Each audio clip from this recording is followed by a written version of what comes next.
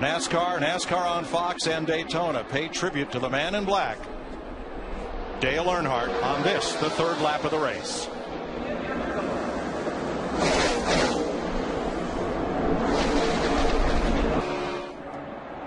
Oh, Kyle Busch! Stand behind you, wave to 7. Gets it down on the apron without further contact. Jostling further back, but no other collision.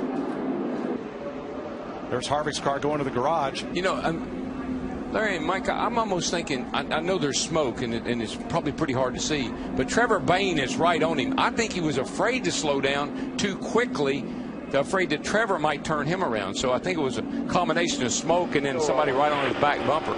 Outside him. Right in front of us, man, right in front of us. The blow engine. Get down.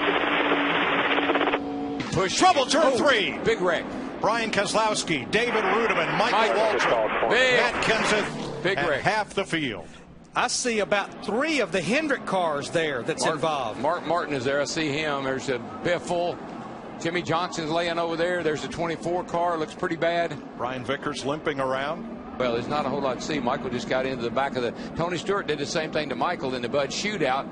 Got into him pretty hard and turned him around right there and got Michael with it. And Darrell, everybody was going to the apron, but those cars sliding off 31 degrees of banking, that's where they're going to end up. It's kind of an old saying down here. What goes down must come up. And you try to go around on the outside if you can. Jimmy Johnson's 48 just barely got into the back of Matt Kenseth to do enough damage to the right front. Oof.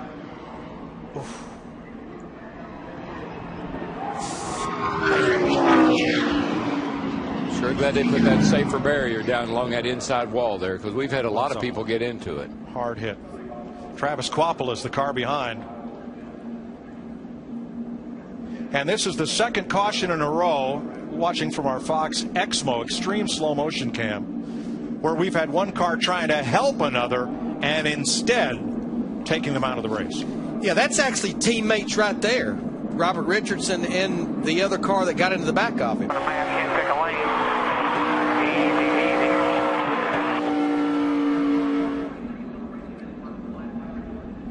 I think Biffle was trying to go down to get him behind Matt and just mistimed it a little bit, clipped him in the right rear and shot him into the outside wall. And again, see all those styrofoam blocks?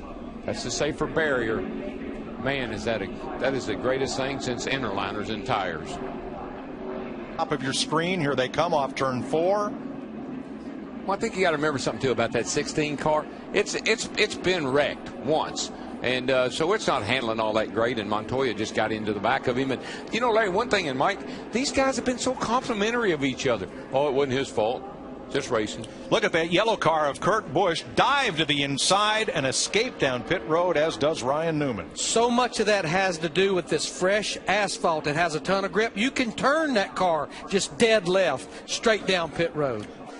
You got me, Trevor? Oh, trouble. Yeah, who's this? Turn 3. Hey, bud. Into the wall goes Keselowski. They were 3 wide getting in there. I was just about ready that there was going to be trouble in turn 3, and sure enough. And there's more. Another car involved after 3 wide right here at the line. Can they make it? 4 laps to go.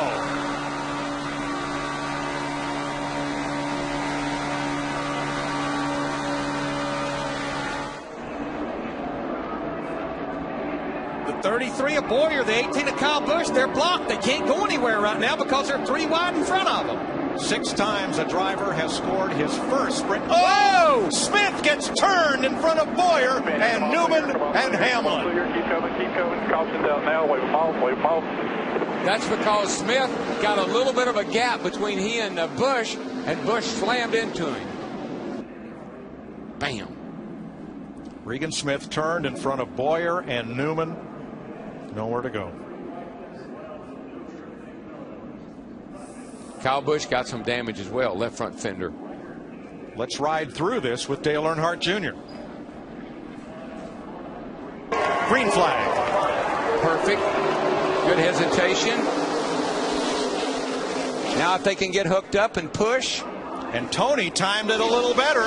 But can Bobby Labonte get up there to help Tony Stewart, or is he a man alone? He's in no man's land. I just don't know if he can hang out there. But look at the two Busch brothers, Kurt Busch in the 22 and Kyle Busch in the 18, working the high side. I'm hearing they're going, oh, we got a car around. Got a car around right Bobby there. Gordon saves it. But the 6 is being black flagged, passing before the start-finish line. Now Newman again. Ryan Newman hits the wall. Junior. Truex and Junior. Oh, no, and here's Truex. Caution is out.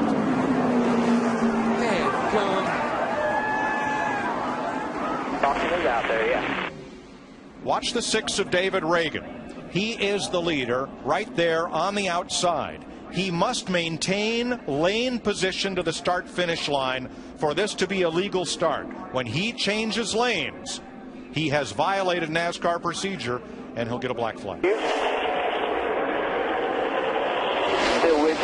Still with you.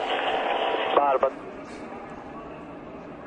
And coming through the middle, Kurt Busch. Now down to the inside. Bobby Labonte in that 47 gave Trevor Bayne a heck of a push. Now all they can do is try to hug the bottom of the racetrack and protect. I like what I tell you, that 22, though, is coming in with a head of steam. And Juan Pablo right on him. Looks like Tony and Mark might have I don't know if they got enough time to get back up there or not. I don't think they do. Dale Jr. checked and released at the infield care center. They'll face the white flag when they come around to decide the 53rd Daytona 500. Rookie Trevor Bayne in his second Sprint Cup start will lead them to a white flag with Bobby Labonte. Here comes Kurt Busch and Juan Montoya. Carl Edwards in 5th. And we know Kurt Busch and Montoya is going to make a move. DW, when will they make it? I don't think they're going to make it till turn 4. I mean, we keep hearing about I'm a setting duck when I'm leading this thing. So I guess that makes it 21, a setting duck right now. But we'll see here. That 22 knows how to win from that position. That's where he won the Bud Shootout from. Edwards and Gilliland down to the inside, trying to. Where did that 34 come from? Trying to spoil the party. Oh, my God. Spoiled the party for Kurt Busch and Montoya, and here they come through turn 4. Gilliland, former pole sitter of the 500. Edwards has room underneath. Now he pushes Trevor Bayne. It's over. Trevor Bayne is going to win the Daytona 500.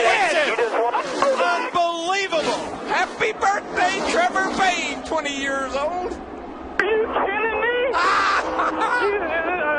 What?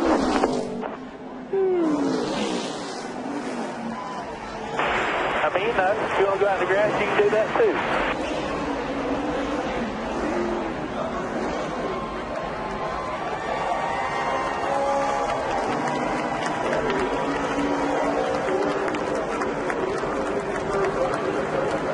They might be saying, I think this is how you do it.